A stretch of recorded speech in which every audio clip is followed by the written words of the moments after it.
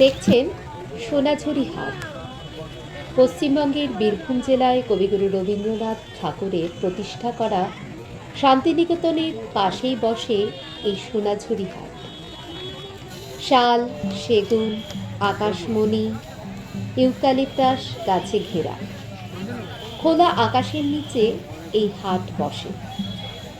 মূলত স্থানীয় এবং আদিবাসী সম্প্রদায়ের কারিগর ও শিল্পীদের তৈরি বিভিন্ন জিনিস এই হাটে বিক্রি করা হয়।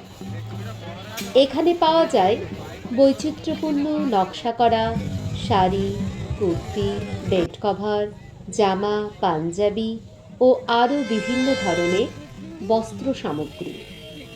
সেগুলিতে রবীন্দ্র ভাবনা এবং বাঙালিয়ানার ছাপ উল্লেখযোগ্যভাবে লক্ষ্য করা যাবে। এছাড়াও এখানে পাওয়া যাবে নানা ধরনের মালা, কানের দুল, চুড়ি, ব্রেসলেট, পোড়ামাটি ও মেটালের গহনা, pencil box, pen, cover file, bag, বাঁধানো ফটো, বাঁশের ও বেতের ঘর সাজানো শৌখিন এবং ব্যবহারিক জিনিস। এগুলির বেশিরভাগই কবিগুরুকে স্মরণে রেখে তৈরি করা হয়।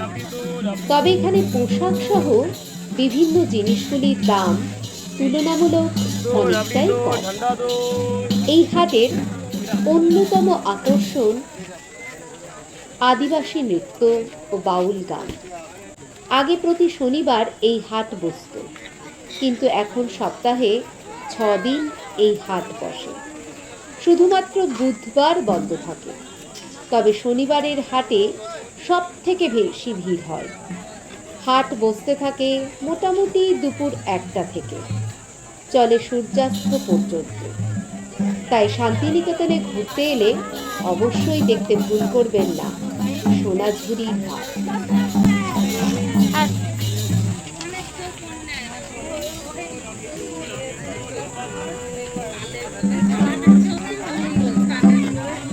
আনন্দে ভালো হয়ে গেছে।